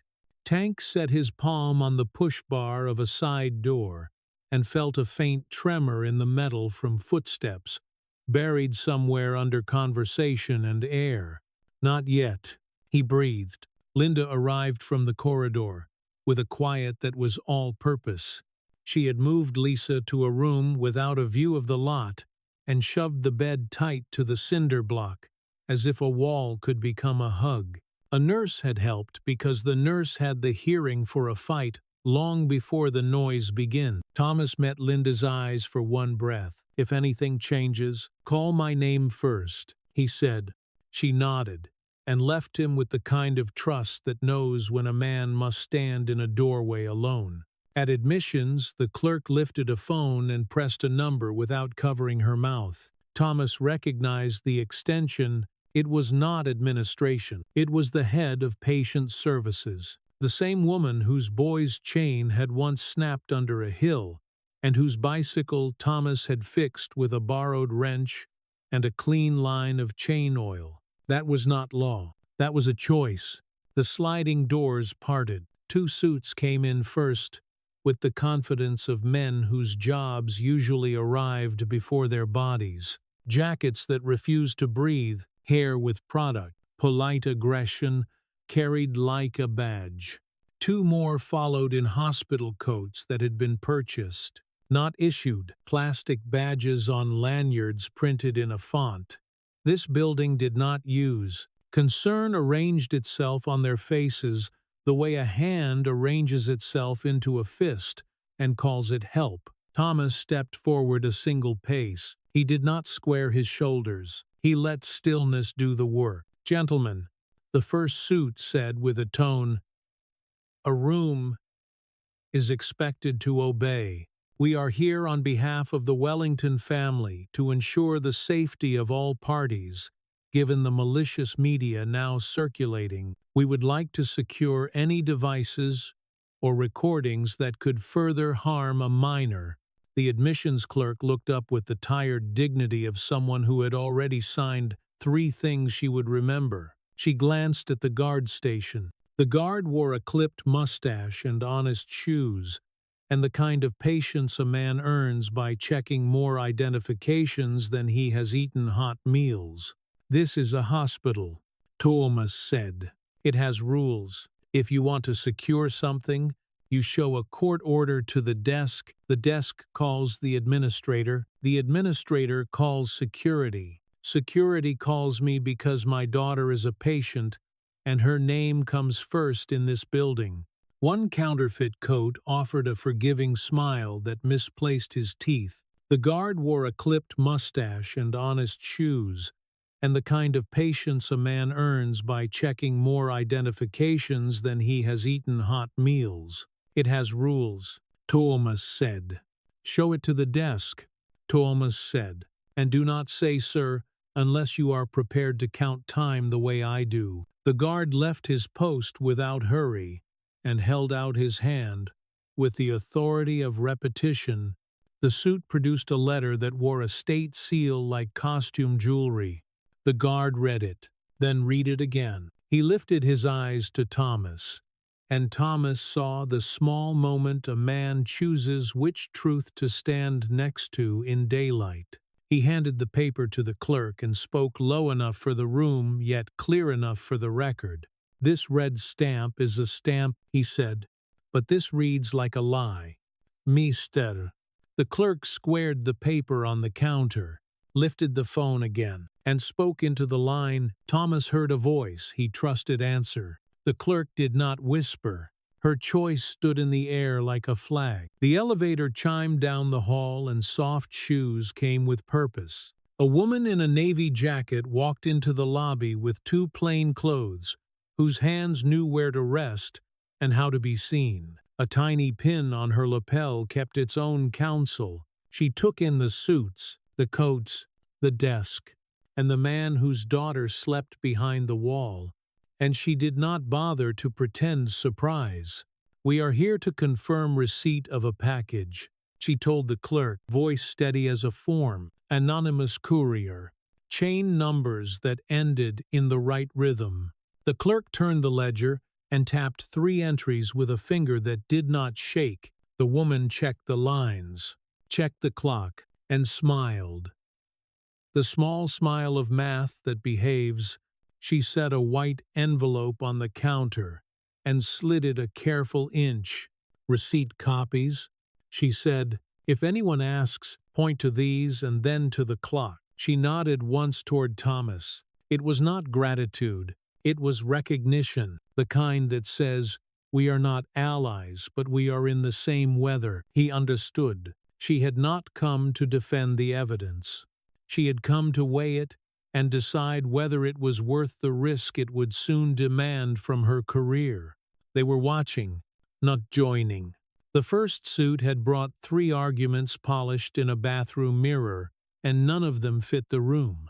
"Counselor," he tried, and the word could not find a chair. The woman in navy did not look at him. She nodded to the guard. The guard nodded back. Between them a handshake passed that looked like 2 people adjusting cuffs. On the mounted television, the senators stood beneath flags that wanted ironing. The caption called, "The moment breaking, even though the truth had already broken." He said the word fabricated with a jaw that tried to hold the sky and could not. Thomas closed his eyes for a breath and did not hear the word. He heard the thud of a heavy ashtray hitting a wall in a private room. The anger would not stop here. It would look for a door with a lock to break. Men with gym shoulders entered next, shoes that had never met sidewalks. They carried nothing visible and too much they could. They studied the counterfeit coats, then Thomas, then the door again, trying to decide which problem their invoice would cover. Thomas walked to the admissions television and pressed the side button until the screen went black, and then woke into a menu. The clerk opened a drawer and produced a cable with tape that begged not to be removed. She handed it to him without a word. He connected the club's small camera. its side labeled in black marker with a chain number. He spoke aloud. Tank echoed it like a line from a psalm. The screen filled with the warehouse's sodium glow, the wall clock in the corner, the boy's face, the word written across a brow that had believed itself untouchable. The volume rose to a firm civility. Heads turned, necks stiffened. The men with Jim's shoulders breathed in and forgot where to put the air. Thomas did not point at the image. He looked at the counterfeit coats and let them see the moment they understood that this place had become public in a way their budget could not purchase. Their shoulders dropped. The small measure that says information has run ahead and closed the road. Snake whispered into the phone. The senator would be live again in a few minutes, with a story about manipulated footage. He was not mentioning the ring. He could not find a way around the ring. Thomas let his gaze rest on the admissions clock. And then on the gold circle shown on the screen, tar smeared and feathered and caught. Calm landed like a weight finally allowed to sit. He spoke to the suits without raising his voice. You came to take something from me. What you want belongs to the room now, to the city, to anyone with eyes and a heartbeat. You can shut down a server. You cannot unstamp a ledger. You cannot scrub ink. You cannot convince a clock to lie. The suit tried a smile that had opened many doors and found this one had no handle. The Jim shoulders took a step back. They had not known they would take. The counterfeit coats studied the tile pattern as if it could draw them a map. From the corridor came the rattle of a gurney over a seam and a nurse, laughing too loudly on purpose at something ordinary. The world attempting to continue while a truth finished arriving. Thomas removed the cable and returned it to the clerk. Thank you, he said. She coiled it with the competence of work that could not pause for men arguing, and tucked the coil into the drawer. The click of that closure felt official in a way letters had not. The woman in navy left without a backward glance, her plain clothes, a quiet scaffolding. The Jim shoulders found the boundary of the automatic mat, and the doors decided for them. They did not turn their backs as they retreated. The counterfeit coats remembered they were supposed to exist indoors and faltered in the light. Tank let out air like a man lowering a heavy thing onto a shelf he trusted. Razor's chin rose and fell a small degree. The guard scratched the side of his nose with two visible fingers. The clerk lifted her cold coffee and finished it because waste was a sin, even today. On the television, the anchor looked down at a note and back up with the face of a person whose script had just been corrected by events. The caption used the word verified. Then it used the word federal, in a way that meant a career had decided to keep itself by doing its work. Thomas felt the hour shift from his shoulders to the beams of the building, and then to the beams of the city. He looked at his men, then at the desk and the clock and the corridor and the corner where the blind still carved a line of shade for Razor's eyes. Time is distance, he thought. It is how far a man can carry truth before someone tries to steal it. He pushed off the glass and spoke low for his men and for any ear that had chosen this side.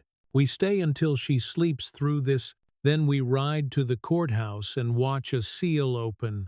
Then we watch a gavel fall. He walked the length of the hall back toward his daughter. The elevator chimed with polite indifference. Wheels squeaked. A cart rattled. The hospital resumed its job without asking permission from fear. In Lisa's doorway, he paused. Linda stood with a hand on the rail as if keeping the world from sliding off the bed. Lisa's breath came even, the small crease in her brow beginning to smooth. Thomas set his palm on the cool frame and let the quiet rinse him clean. We showed them the code, he said to Linda, voice made of iron and soft cloth. Now we will write it on paper and seal it with a hammer. Beyond the window, a poster lifted its corner and settled. Somewhere downtown, a ledger waited to be opened in a room that pretended it preferred silence. Somewhere, a man broke another glass ashtray and discovered that broken things do not keep secrets. Thomas took the chair beside the bed and kept his promise to stay until sleep held him. Then he would stand. Then he would ride. Then he would make the world accept the code. Morning climbed the courthouse steps before the people did. Stone held the nights cool, and the brass handles wore a fog of breath from anxious palms. Thomas paused at the bottom landing and let the weight of the building settle into his bones.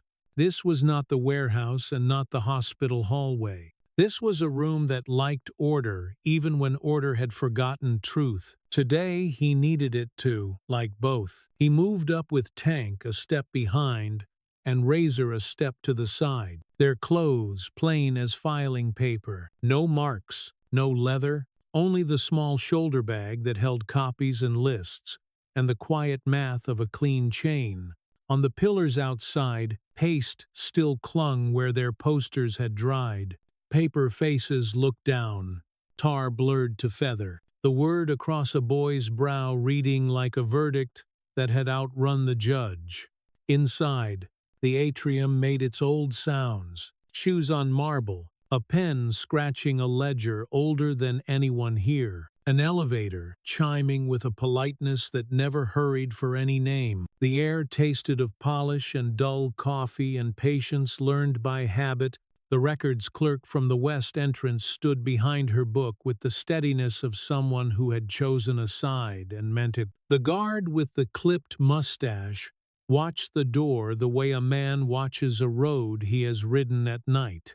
A deputy pushed the gate and called a number as if numbers could keep people small. Thomas did not hear the number. He heard his daughter's name instead, woven into the hour.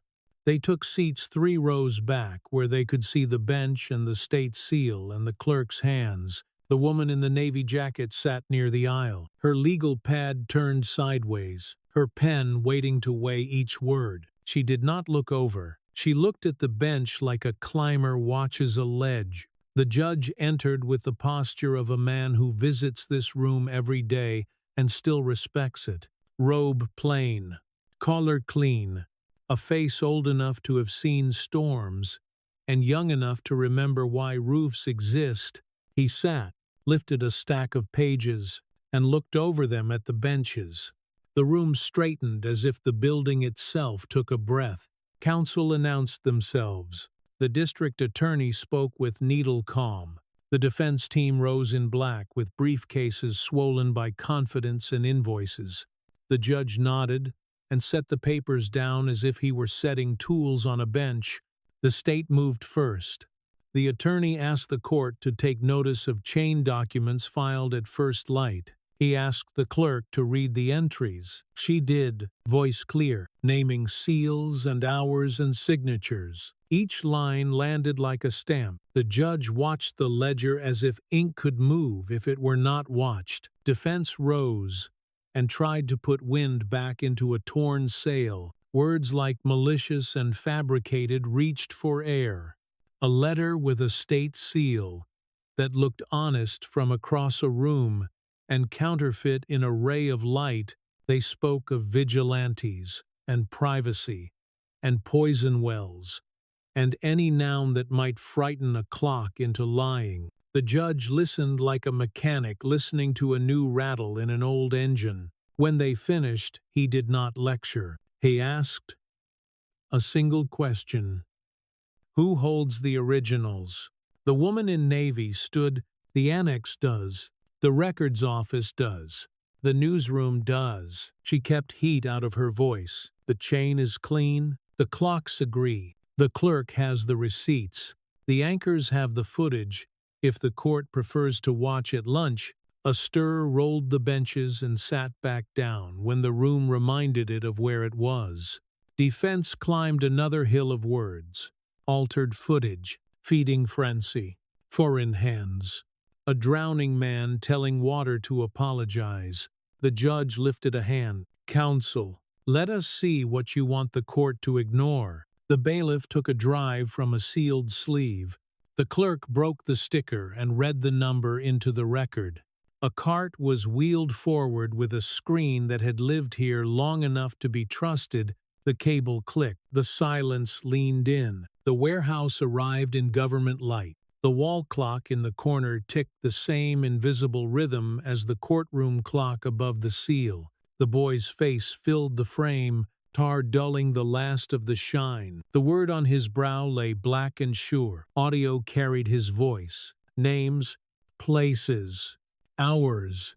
A sentence repeated until numbers married letters and refused to separate. A defense lawyer rose with a hand half raised like a diner trying to summon another glass. The judge did not look away from the screen. "Sit," he said, and it was not unkind. "Let the record complete itself." The ring caught a bit of edge light, crest and feather sharing a small corner. The woman in navy wrote one word on her pad. Ring, underlined once. The clip ended in a sound that a room makes when it realizes silence has been working longer than noise. The screen went blue as if to say it had done its part. The bailiff unplugged the cable. The clerk read the pause time and the jacket stamp and the seal that had guarded the drive until this hour. The defense tried the last available shape. Duress, counsel said, tasting a lifeline. Thomas felt the old bite in his palm, answer like steel, remembering heat. He did not stand. He watched the judge look over the bench, as if checking the horizon for weather. Duress, the judge said, is a word men throw into rooms that do not pour drinks. Your client called 40 and more girls by name, set dates, described the cover, and named public offices that bent to private money. He did it under a wall clock that matches independent clocks, tied to sealed chains, deposited here and at a newsroom and at a federal window. The court sees no man in bodily danger. The court sees a man in the presence of a truth he could not outrun. On the defense table, control began to fray. A senior partner pulled open a leather folio and felt for a phone that was not where he had left it. Another man dropped to one knee to dig through a case for a motion he knew did not exist. They had not just lost an argument, they had lost the road they walked to work on. The woman in navy kept her eyes on the seal and drew a small square in the corner of her page. It looked like a door you open by knocking with facts. The judge nodded to the bailiff. Bring the responding officer.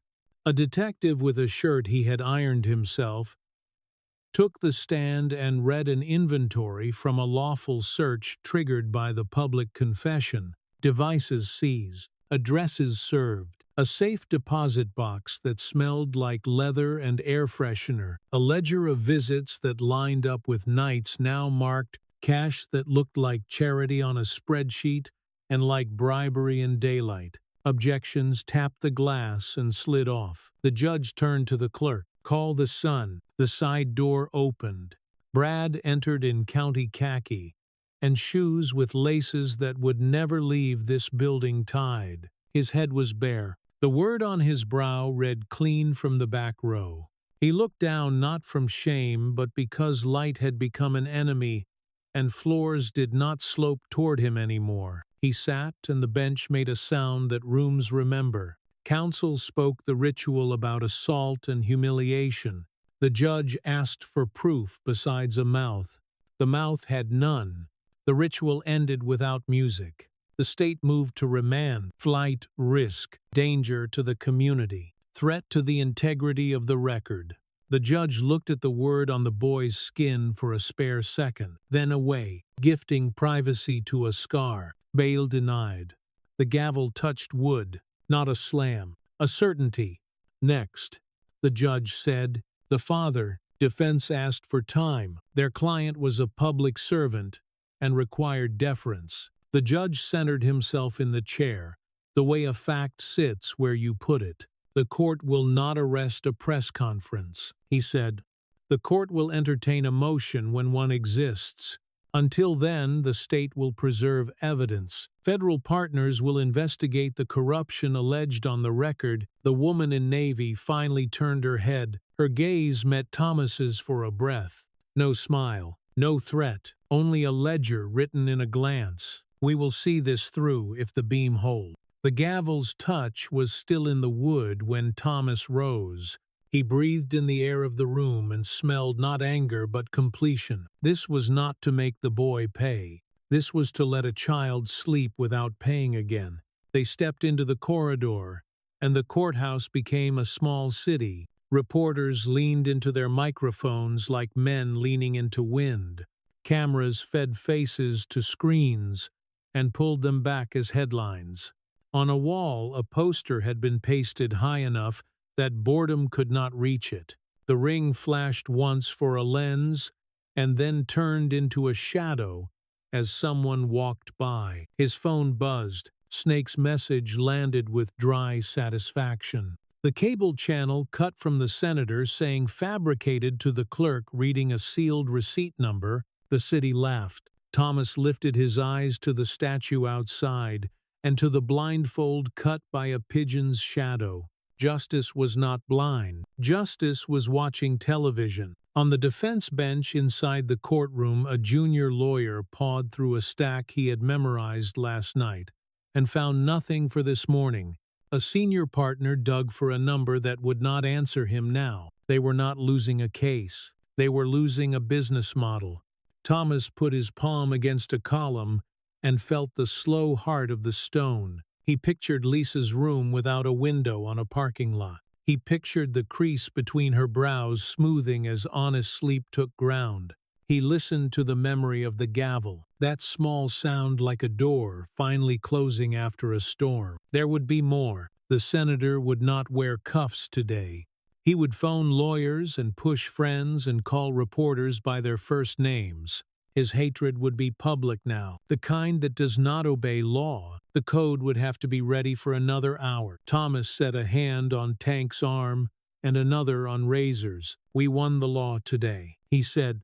Now we keep it. Everything we built is true. Truth always charges a price to those who fear it. They moved down the steps together. Razor checked his phone and read Snake's last 2 lines. The newsroom had run the ruling as a banner. The annex had logged a second set of receipts from another courier, a lawyer who had decided not to drown. The senator's team had pushed out the word fabricated again. It sounded smaller now, a coin rubbed thin in too many pockets. On the plaza, a woman with a lunch pail read the caption aloud to herself to learn how it felt in her mouth.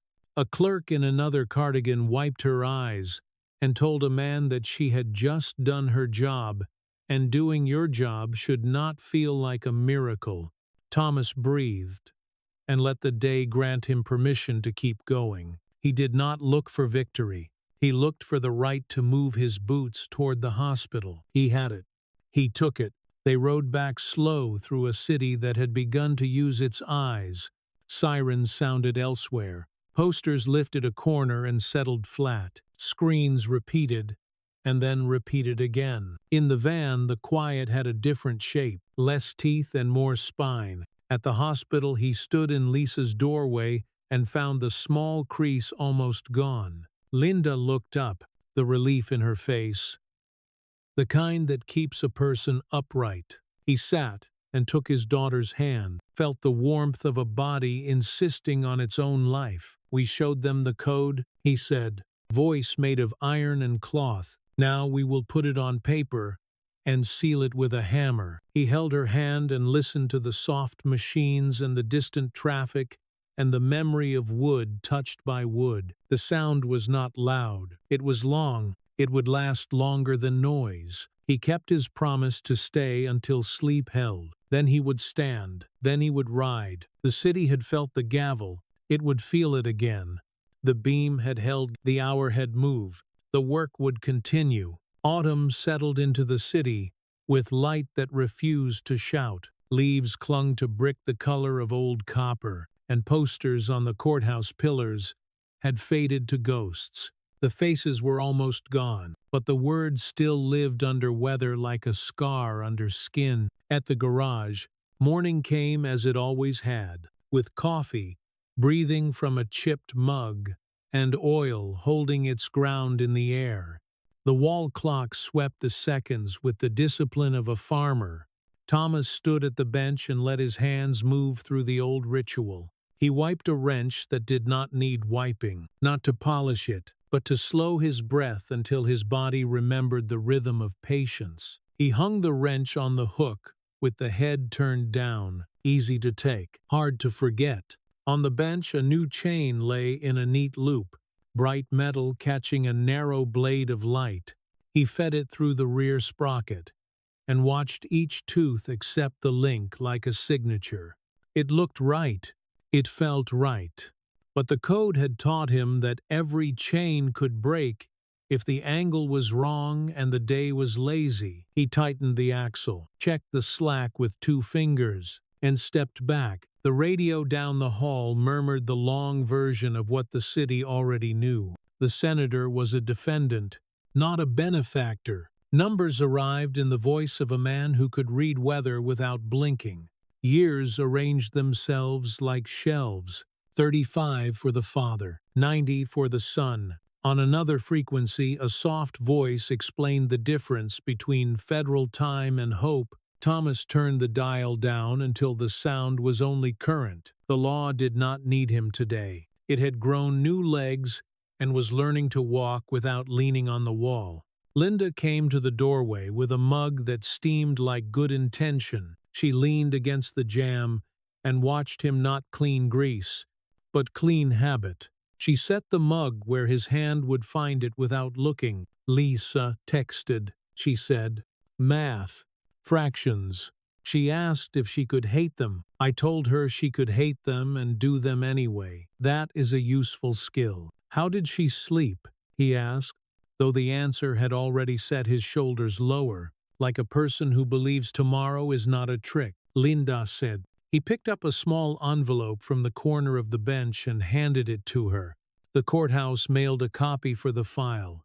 The seal number, the stamp. The clerk added a note. She traced the thank you with 1 finger, and he saw in the gesture a private salute return. He did not name it. Some gratitude lives longer when left unnamed. Tank pushed through the side door with 2 boxes of brake pads, balanced on one shoulder, and a grin that looked younger than the miles behind it. Razor came later with a folded newspaper tucked under his arm and a story about the records clerk who wore a cardigan like armor and refused to let a temperamental copier bully her. Snake's message arrived with a photo of the annex window, where the man with the tie the color of patience had hung a small card holder. Inside, photocopies of receipt faces waited for hands. The caption below read, "If anyone asks, let the paper answer first." Half the pockets were already empty. They drank coffee that had burned through an honest pot. No one raised a toast. A man does not cheer for work that should have been normal. Assignments were given without ceremony. Razor would watch the side streets near the hospital lot. Tank would patrol the blocks around the school without being seen by the school. Snake would keep the clocks in step and logs straight, because logs mattered longer than speeches. Thomas spoke only as much as he needed. He was not trying to make a point, he was trying to make a city that did not forget how to count. His phone buzzed again. Another line from Snake. Caught a flood at the courthouse site. Someone tried to drown the docket, not the senator's people. Amateur heat, trying to prove a point. The code is spreading. Thomas stared at the words and felt the truth of them grip his ribs the way cold does when weather moves. The victory had been honest. It had also taught a lesson to strangers. Some would learn the right pieces. Some would try to swing the whole tool chest with one hand. That was how copy and paste became a problem. He texted back 2 words. "Keep logging." Then he added a third. "Teach." Midday. He rode to the hospital alone. the engine's soft thunder speaking his name the way old friends do. He parked under the broken sign that used to tell people where to smoke and walked the path his boots knew by heart. The volunteers' flower cart had remembered the week. The antiseptic still held the air by the throat, but the grip had loosened. At the door to Lisa's room he stopped and let the quiet reach him first. She was not in bed. She sat by the window with a pencil bitten for thinking and a workbook open to pages where circles had been cut into careful slices. The crease on her brow came and went like a shy cat. When she saw him, something inside her face unhooked and softened. "They put the worst ones in the middle," she said. He took the chair, drew a circle, and split it. "When a shape breaks, the truth is not broken. It is counted. And when you carry the small truth to the next column, you check the math to be sure nothing is missing." He watched her watch his hands, the scar across the knuckles that had turned pale in the good light, the black line of grease that never truly left. She reached out and placed 2 fingers on the back of his hand and spoke without being dramatic. "I found the missing pieces. Dad." He saw the small, thin scar on her wrist, almost gone but not gone. Justice had brought sleep. It had not erased the mark. That was not its job. He felt the ache of understanding and let it pass. "Do you hate him?" she asked, because children ask for the temperature even when they know the weather. "No," he said. "Hate is a job for people who plan to live inside it. I plan to live outside and step in only when I must." On the way out, he stopped by the volunteer desk. The clerk in the cardigan slid a paper cup of hard candy toward him, as if conducting a ceremony. The guard with the clipped mustache dipped his head and raised it without words. Neither of them used the word hero. He took a piece of candy and palmed it like a coin, a small weight to carry without spending. In the afternoon, he visited the museum with the leaky roof and a good heart. The poster did not hang there. The museum had chosen a different artifact. On the wall was a clean print of metadata, file name and device and time burned in the corner, the quiet language that had carried more weight than any speech. A cheap brass plaque below read 4 words. "We counted. It mattered." He stood in front of the wall and understood the invitation embedded in cheap metal. The code was not a relic. It was a format anyone could learn. On a day that pretended to be kind, he went to the prison because he had always known he would, not to check a box, but to test a hinge inside himself. Brad sat with a guard at the right distance and a word scabbed permanent over his eyes. The boy tried a script. "You destroyed me." Thomas looked at the scar and answered evenly. "We did not destroy. We put a name on the truth that was already there. That name will protect others. That is your only legacy." "Is she all right?" Brad asked, trying to trade and finding no market. "That is none of your concern," Thomas said, and left with his boots, making the sound of work finished for the day, not for the world. Evenings at the garage were soft, not sentimental. The club met without the need to bang anything. They sat where they could, sugar from cheap donuts, dusted fingers with ghost flour.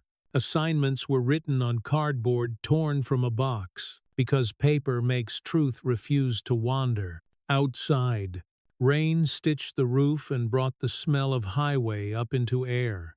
At home, the kitchen sink ran like a courthouse fountain, answered by a quieter town. Linda dried plates with a towel that had stopped apologizing for its pattern. Through the window, the night offered the distant thrum of a train and the polite hiss of wet tires. His phone buzzed once on the counter. A message from the woman in the navy jacket. Unsigned. The beam held. He answered with 2 words. "Keep building." He slept like a man who had handed his name to a ledger and had it returned. Dreams did not chase him. They filed by and took attendance. In the morning, 1 image remained. A courtroom clock and a warehouse clock, keeping the same minute without speaking. Days learned their new shape. Reporters came and went. Men who had sold protection tried to purchase new names with old money and found the bill refused. Lawsuits arrived and were stacked like tires in a corner where rubber smell did not scare anyone. Snake sent another line. A kid had mirrored the docket as practice and almost broke it. The city was learning the wrong lesson, and the right one. The code had left the garage. It would need teachers. Winter traced the edges of town with a blunt piece of chalk. The first snow made the blacktop look clean until the plows wrote truth back into it. The last posters peeled from the pillars and were swept with coffee cups into bags, but the image lived where paper hopes to live, inside other eyes. The ring still flashed in the corners of thoughts. The words still stared back in mirrors that belonged to no one in particular. The day came when Lisa walked into her school and did not look over her shoulder. She walked with a friend, and they shared silence that meant plenty. In a classroom, fractions stayed put on a page and did not crawl off the desk and ruin the air. He stood at the curb and watched her go without being a shadow. That was the point, not to be a wall forever, but to have built one strong enough that he could step back and the wall would stand. That night he pulled the garage door down and felt the rollers complain and then forgive. He drew the cover over the bike like a blanket over an animal that would wake if the house called. He set his palm on the tank and let the cold travel up his wrist. The silence in the garage did not lull him. It trained him. He looked at the hooks on the pegboard, every tool in its place. The wrench hung head down. Ready was not the same as restless. In the hall of their home, the dark settled like a verdict you could live with. The house clicked and sighed the way wood does when it trusts its beams. He stood still and counted his breaths like lynx. They added to something that was not victory and not vengeance. It was weight carried by the right shoulders. He lay down beside Linda and listened to a house that was unafraid of itself. Pipes ticked. The window took a suggestion from the wind and declined politely. The clock behaved. In the next room, a child turned once in sheets and did not wake. Sleep came. He took it, but he did not set the code down. He stored it where tools live, when not in the hand. He had learned the quiet that trains the storm, and he kept that quiet ready. Justice in Predator is not about vengeance. It's about reclaiming dignity in a world that too often confuses silence with peace. Thomas's story reminds us that true courage isn't the roar of anger, but the quiet decision to stand when standing costs something. He teaches us that when systems fail, conscience must not. Real gold fears no fire. As the saying goes, and integrity, once tested, only grows purer in the flame. At its heart, this story is about breaking cycle of corruption, fear, and the belief that power belongs only to those born with it. It's about facing darkness without becoming it, about knowing that healing doesn't mean forgetting, and that justice, however imperfect, begins with the choice not to look away. Many of us have met our own senators and Brad Wellingtons in smaller, quieter forms, people or systems that abuse privilege, manipulate shame, or use fear to stay unchallenged. Thomas shows that even when you cannot change the whole world, you can refuse to let it change who you are. In life, as on the road, storms will come, and when they do, we discover whether our foundation was fear or faith. The code, for Thomas, was never about bikes or brotherhood. It was about choosing to protect what's right, even when no one is watching. If this story spoke to you, share your thoughts below. Have you ever faced a moment where silence felt like betrayal? Leave a comment, share your story, or hit like to help this message reach others who might need it. And if you want more cinematic stories about justice, truth, and the strength to rebuild, subscribe and stay with us. Until next time, may your road be quiet, your heart steady, and your nights peaceful.